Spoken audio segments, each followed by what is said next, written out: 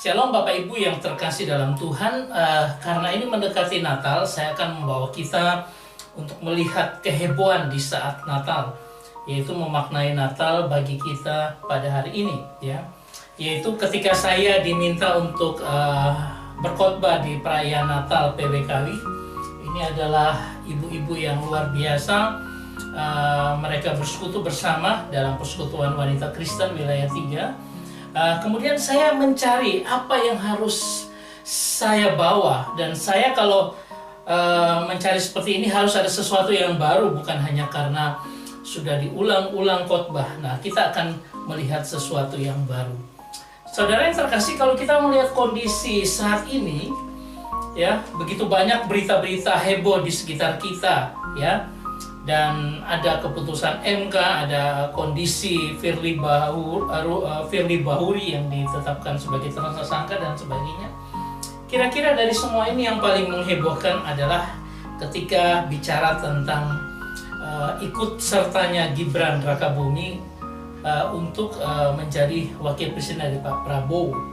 Kenapa demikian hebohnya? Karena dia ayahnya adalah seorang presiden dan anak presiden ikut dalam kontestasi pilpres pada saat ini, dan orang pasti akan heboh karena ketika diadakan survei dan tingkat elektabilitas daripada pasangan Prabowo Gibran sampai dengan 40-45, orang berpendapat bahwa itu adalah Jokowi effect, ya.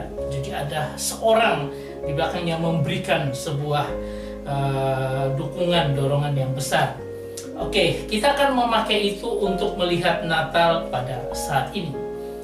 Nah, kalau kita melihat dari latar belakang kehebohan pada waktu kejadian Natal, kita bisa melihat bahwa Kaisar Agustus membuat sebuah sensus yang saya percaya itu tuntunan dan maksud dan kehendak Tuhan supaya orang pada zaman itu bergerak, dan Yusuf dan Maria harus juga bergerak untuk mendatangi akan Bethlehem Efrata karena Yusuf berasal dari kota Daud itu, ya. Kemudian kita melihat bahwa ketika sampai di sana juga heboh juga karena semua penginapan penuh dan tidak ada penginapan bagi mereka. Kita juga lihat kehebohan ketika ada 3 orang raja dari timur, ini diperkirakan dari Persia. Mereka berjalan bertahun-tahun, beberapa tahun untuk sampai kepada Bethlehem Efrata untuk melihat raja yang baru lahir, ya. Ini heboh. Kemudian kita lihat juga malaikat di padang gembalaan yang menyatakan bahwa kepada gembala untuk melihat akan sang raja yang baru hadir, anak domba Allah yang hadir di dalam dunia ini. Dan itulah penggenapannya di Migdal Eder, padang gembalaan Efrata. Saudara yang terkasih, kalau kita lihat semua ini berhubungan dengan Migdal Eder, ya, yaitu padang gembalaan Efrata. Kalau kita melihat peran pentingnya bagi keselamatan manusia ketika kejatuhan manusia dalam dosa, proto-evangelium Kejadian 3 ayat 15, ada sebuah nubuatan yang menyatakan bahwa keturunan wanita akan menghancurkan kepala daripada ular itu. Nah, itu kejadian Migdal Eder. Dan Migdal Eder ini akan membawa kita sampai kepada Yerusalem yang baru, ya, keselamatan dari Allah melalui pengorbanannya ketika anak domba Allah itu dikorbankan untuk menghapus dosa dunia. Ini semua kita sudah tahu. Saya akan masuk kepada Lukas pasal 2 ayat 6 yang akan menjadi perenungan kita. Kata-katanya sederhana, ketika mereka tiba di situ, tibalah waktunya bagi Maria untuk bersalin. Saya berusaha mendapatkan feel-nya apa yang dikandung di sini. Tapi kalau kita melihat dalam New American Standard, Lukas pasal 2 ayat 6 dikatakan, and it came about that while they were there. Artinya bagaimana sampai mereka ada di situ, ya, sampai ada di sana.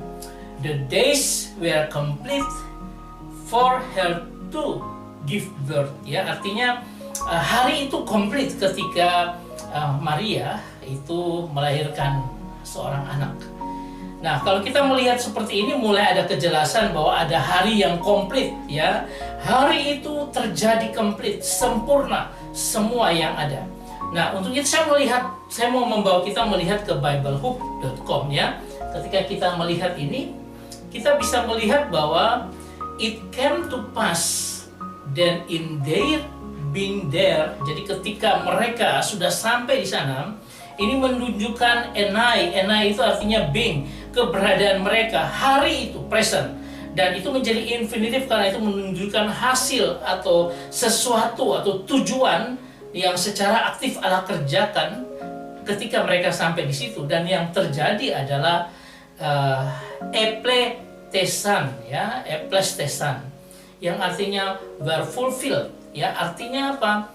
Ini adalah aorus indikatif pasif, di mana Allah yang bekerja dan membuat komplit segala sesuatu. Artinya ada pada hari itu ada sesuatu yang komplit, ada sesuatu yang selesai dilakukan, yaitu the days of giving birth of her. Ya, jadi ketika Maryam melahirkan, ada sesuatu yang sudah selesai. Nah, kita akan melihat apa yang sudah selesai itu. Ya, ketika ayat 6 ini mau menyatakan bahwa selesai secara full keterlibatan Sang Maria, Sang manusia, yang memberikan wadah manusiawinya untuk Sang Juru Selamat. Jadi peran wanita itu, peran Maria itu menjadi komplit ketika dia menyerahkan wadahnya untuk melahirkan seorang anak manusia, Allah yang datang ke dalam dunia ini, Sang Juru Selamat itu. Ya, kita coba lihat pada ayat yang ke-7 akan semakin menarik. Dan ia melahirkan seorang anak laki-laki, anaknya yang sulung, lalu dibungkusnya dengan lampin dan dibaringkan di dalam palungan karena tidak ada tempat bagi mereka di rumah penginapan. Kalau saya baca seperti ini, berarti ada anaknya laki-laki, ya, anaknya daripada Maria, anak laki-laki, diakui sebagai milik Maria, anaknya laki-laki. Tetapi ketika berkata anaknya yang sulung, ya, mungkin saja secara manusiawi bahwa ini menjadi anak yang sulung bagi Maria karena dia punya beberapa anak lagi setelah itu. Tetapi saya mau memperlihatkan kita di dalam Bible Hub, di dalam ini ada sesuatu yang berbeda. Ketika dikatakan kai eteken ton huion autes. Nah, dikatakan huion autes ini satu bagian yang dikatakan bahwa dia melahirkan anaknya laki-laki, son of her. Dikatakan son of her itu artinya the son of the son, ini anaknya yang menjadi of her, jadi milik, karena di situ dikatakan genetif, ya. Jadi miliknya, memang itu miliknya Maria. Tetapi ada tanda koma di dalam bahasa Yunani, dan kemudian dia kasih sebuah pengertian yang berbeda ketika dikatakan ton prototokon, ya. Artinya apa? Ini ada suatu pembedaan bahwa setelah itu ton the ini definite article yang menyatakan bahwa prototokon, ya. Dia bukan lagi jadi milik sebenarnya daripada Maria, karena anak laki-laki yang adalah manusia hakikat manusia yang lahir itu adalah memang Maria. Tetapi setelah itu the firstborn. Karena apa? The firstborn atau dikatakan prototokon, kata proto itu yang pertama, yang unggul, dan selalu mengacu kepada Kristus. Pertama dalam kebangkitan dan pemuliaannya. Ya, jadi kata prototokon itu melekat kepada Yesus. Bahkan dikatakan bahwa yang sulung atau firstborn, anak yang pertama yang unggul, itu sebagai penguasa atas segala sesuatu. Kalau kita baca dalam Kolose 1 ayat 16. Jadi saya mau katakan bahwa berhentinya Maria dalam perannya memberikan wadah untuk Roh Kudus yang mendiaminya, kemudian melahirkan anak manusia yang adalah prototokon yang akan mengarah kepada Kristus, itu memberikan pengertian yang berbeda bagi kita, bahwa dia bukan lagi milik Maria, tetapi dia milik seseorang. Nah, nanti kita akan melihat ketika dikatakan dibungkus kain lampin dan terbaring dalam palungan. Saudara, peristiwa daripada Natal ini membawa akan gembala untuk mereka melihat sesuatu peristiwa yang ajaib, yang hanya mereka yang bisa mengerti, yang akan saya bawa kepada kita ketika mereka sampai di Migdal Eder, digambarkan seperti ini. Nah, coba kita lihat mengenai Lukas pasal 2 ayat 11 sampai dengan 15 yang bicara tentang ketika mereka melihat bayi itu. Karena malaikat sudah katakan sebelumnya, hari ini telah lahir bagimu juru selamat, yaitu Kristus Tuhan di kota Daud. Dan ayat 12 dikatakan, dan inilah tandanya bagimu, kamu akan menjumpai seorang bayi dibungkus dengan lampin dan terbaring di dalam palungan. Mereka melihatnya seperti ini. Ketika mereka melihat tanda bagi gembala, ini gembala pasti mengerti, dan dia melihat ada seorang bayi terbungkus dengan kain lampin dan dia terbaring dalam palungan. Bukan hanya segitu, tetapi mereka punya pengertian yang berbeda. Karena apa? Di Migdal Eder, di ladang gembala Efrata ini ada suatu pernyataan pengharapan, ya, suatu penantian.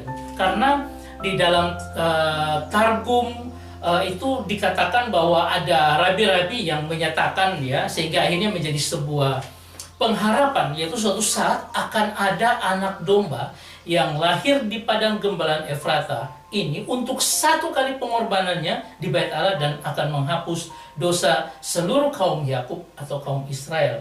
Kita ingat ketika Rahel, yang artinya sebenarnya domba, mati dan dia memberikan anaknya kepada Israel, kepada Yakub, ya, itu di padang Efrata ini. Jadi timbul sebuah pengharapan seperti itu. Nah, para gembala ini tahu bagaimana melahirkan seorang anak domba. Yaitu apa? Ketika anak domba itu akan lahir, mereka harus menunggu dengan sabar sampai dengan anak domba itu keluar. Dan ketika keluar, mereka tangkap anak domba dengan kain, kemudian dia bungkus anak domba itu di bedong. Kenapa? Karena kalau anak domba itu jatuh dari dari kandungan ibunya, dia jatuh melahirkan, kemudian dia terantuk batu, atau karena tidak dibedong, dia pengen jalan, kemudian dia masih tidak bisa berjalan, kemudian tabrak sana tabrak sini, lalu dia menjadi tidak lagi tak bercacat karena dia sudah cacat. Nah, itu tidak akan dipakai untuk pengorbanan di Yerusalem yang dekat dengan Bethlehem ini. Sehingga ketika terjadi itu, mereka melihat seorang bayi, bagi mereka ini anak domba yang menghapus dosa seluruh kaum Yakub yang mereka percayai. Itu mereka lihat dalam bayi yang kecil itu.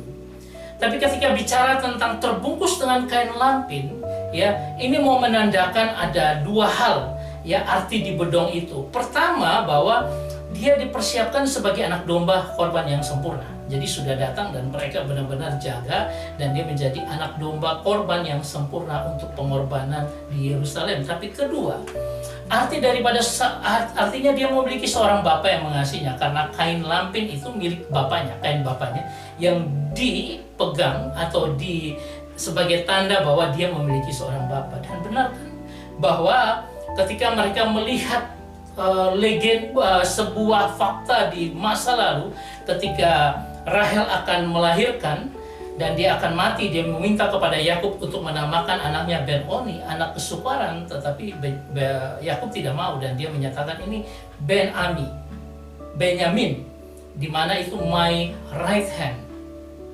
Jadi ada anak yang menjadi tangan kananku. Dan ini nyata ketika bayi itu lahir dan mereka melihat dia punya seorang bapa yang akan menopang dan seluruh kehidupannya akan dijaga oleh sang bapa, ya. Sehingga ketika Yesus hadir, dia akan bicara tentang Bapakku, Bapakku, Bapakku, mengerjakan pekerjaan Bapakku, Bapakku yang lebih besar dan sebagainya. Dia katakan tentang Bapaknya. Dan Bapa itu juga menjaga, memelihara dia, karena itu juga sebagai tanda Immanuel, bahwa Bapa itu sekarang menjadi Bapa yang mengasihi kita, yang beserta kita, Immanuel, ya. Nah, pada bagian ini kita bisa melihat kalau ada Bapa kita yang mengasihi kita, lalu untuk apa kita khawatir akan hidup ini, ya? Kita percaya dan berserah kepadanya, maka seluruh hidup kita akan dijagai dan dipeliharanya dan hidup dalam kelimpahan anugerahnya. Ini Bapa yang sayang kepada anak, Ya, that is amazing. Itulah yang luar biasa. Bagian yang terakhir, yang bagian ketiga, ketika dikatakan terbungkus, terbaring di palungan, mereka melihat bahwa ada fakta bahwa palungan bagi mereka adalah tempat untuk makan dan minum ternak.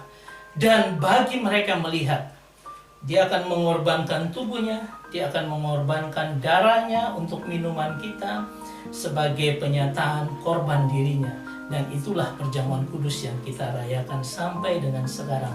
Ketika dia berkata, inilah tubuhku yang dipersembahkan bagi keampunan dosa. Saudara yang terkasih, Natal bermakna bukan hanya dia menjadi anak manusia dan dia menjadi firstborn, di mana dia menjadi yang pertama dari semua untuk kebangkitannya menjadi bagian dari kebangkitan kita, pemuliaannya menjadi kebangkitan, kepemuliaan kita nantinya. Semua bukan hanya sekedar penyataan dia sebagai bayi yang kecil, yang manusiawi, tetapi juga Allah.